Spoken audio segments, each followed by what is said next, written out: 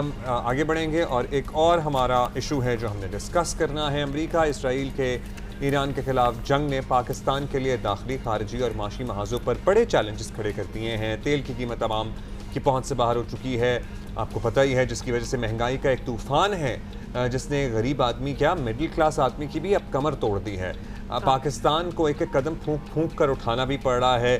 ایک طرف ہمارا ہمسایہ ایران ہے، پھر سعودی عربیہ سے ہمارے دیرینہ تعلقات ہیں، ہمارا ان کے ساتھ ایک معاہدہ ہے، پھر یو اے ای کے ساتھ ہمارے برادرانہ تعلقات ہیں۔ مطلب ہمارے تو ٹو بی آنیسٹ ہر کسی کے ساتھ ہی ہیں، افغانستان کے ساتھ بھی ہوتے اگر یہ نہ ہو رہا ہوتا افغانستان کو، تو افغانستان میں موجودہ دہشت گرد تنظیمیں اور خود طالبان رجیم کی پالیسیز نئی طرح کی مشکلات جو ہیں وہ لائی ہیں، اور پاک فوج افغانستان میں دہشت گردوں کے خلاف آپریشن کر رہی ہے۔ ایک طرف یہ حالات ہیں اور دوسری طرف تحریک انصاف مسلسل اپنی روایتی سیاست جاری رکھے ہوئے ہیں، حکومت کے ساتھ سر جوڑ کر پاکستان کو مسائل سے نکالنے کے بجائے وہ سڑکوں پر نکلنے کی دھمکیاں دوبارہ سے دے رہے ہیں۔ مطلب وہ دھمکی تو آپ کو پتہ دوبارہ کیا، وہ کبھی دبتی نہیں ہے، وہ دھمکی ہمیشہ ایور ریڈی ہوتی ہے۔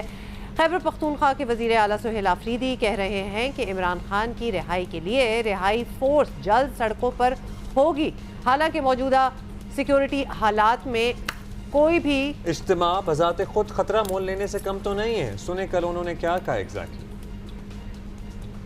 ہم کوئی غیر آئینی مطالبہ نہیں کر رہے ہیں، ہم صرف یہ چاہ رہے ہیں کہ عمران خان صاحب جو ملک کے سابقہ وزیر اعظم ہیں اس کو شفا انٹرنیشنل ہاسپٹل اپنے ذاتی ڈاکٹرز کی نگرانی میں اس کا علاج ہو، بس یہ ہمارا مطالبہ ہے۔ پاکستان تحریک انصاف نے مذاکرات یا جو ہے صرف بات چیت سے مسئلے کے حل کی طرف نہیں جانا کہ ہم نے پرامن احتجاج کرنا ہے، تو اس میں عمران خان رہائی فورس، امن فورس وہ بھی کردار ادا کرے گی۔ اگر اس دفعہ ہم نے کال دی تو میں یقین سے کہتا ہوں کہ کوئی سنبھالنے والا نہیں ہوگا۔ حیدر شیرازی ہمارے ساتھ موجود ہیں۔ حیدر، یہ جو رہائی فورس ہے اس پہ تو پہلے اختلاف بھی تھا نا، بعض لوگ کہہ رہے تھے کہ یہ اچھا آئیڈیا ہے، بعض کی نظر میں یہ نہیں تھا اچھا آئیڈیا۔ کب یہ سڑکوں پہ نظر آئے گی اور یہ کیا کرے گی؟ نہیں ایگزیکٹلی یہ رہائی فورس کیا ہوتا ہے؟ کیا کوئی اسلحہ ہوگا ان کے پاس یا نعرے ہوں گے؟ What kind of a force is it? دیکھیں، یہ رہائی فورس کے حوالے سے پارٹی کی قیادت کو میں بھی سخت ابہام ہے۔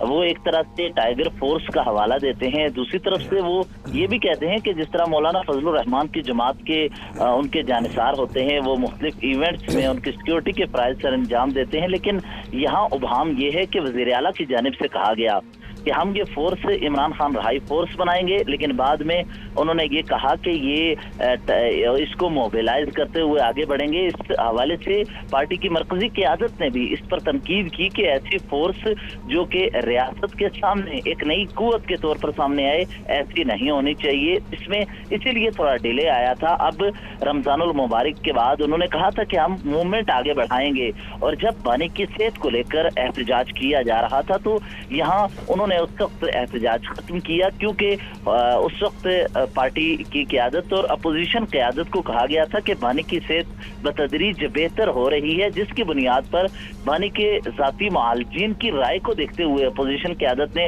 احتجاج ختم کیا تھا، لیکن اپوزیشن قیادت نے کوئی نیا لائے عمل نہیں دیا۔ لیکن اس وقت احتجاج کے خاتمے کے وقت وزیر اعلیٰ خیبر پختونخوا نے یہ اعلان کر دیا کہ ہم اب ایک فورس بنانے جا رہے ہیں۔ دراصل پارٹی کی مرکزی قیادت یہ سمجھتی ہے کہ یہ ایک طرح سے امید دلائی گئی ہے پارٹی ورکرز کو کہ جس طرح تنقید ان پر کی جا رہی تھی کہ قیادت کوئی فیصلے نہیں کر رہی، اس دوران اس تنقید سے بچنے کے لیے یہ ایک نیا راستہ وزیر اعلیٰ نے دکھایا۔ اس پر عملی طور پر سنجیدگی ہمیں نظر نہیں آ رہی۔ پارٹی کی ایک طرف قیادت تو یہ کہہ رہی ہے، لیکن کوئی رجسٹریشن شروع ہوئی ہے، اس کی کوئی فارم ہے، اس کو کوئی ایس ایم ایس کے تھرو ہوگی، کاغذ کے ذریعے ہوگی، آن لائن ہوگی؟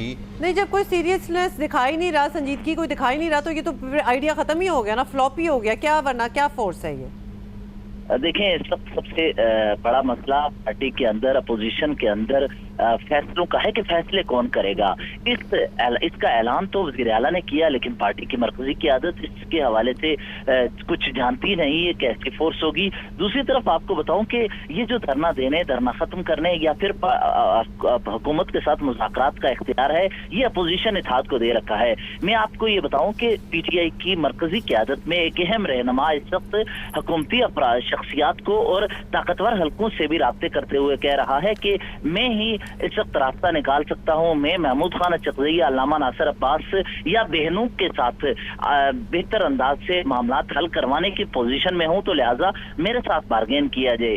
हालांकि बानी पीटीआई ने अपोजिशन इत्तेहाद की क़यादत को कहा हुआ है। पीटीआई के रहनुमा भी एक तरफ से अपने रास्ते बनाने के लिए राब्ते कर रहे हैं, ये मुख्तलिफ जगहों से हुकूमत के साथ राब्ते या फिर अपोजिशन इत्तेहाद के फैसलों के बरखिलाफ दूसरी तरफ से एक नई कुव्वत के तौर पर इस वक्त बैक एंड पर राब्ते करना, ये भी उभाम पैदा कर रहा है कि कौन फैसले कर रहा है या किसे इख्तियार है। मैं आपको एक और बात बताऊं कि जब बानी पीटीआई तो था, इबाम तो है भी।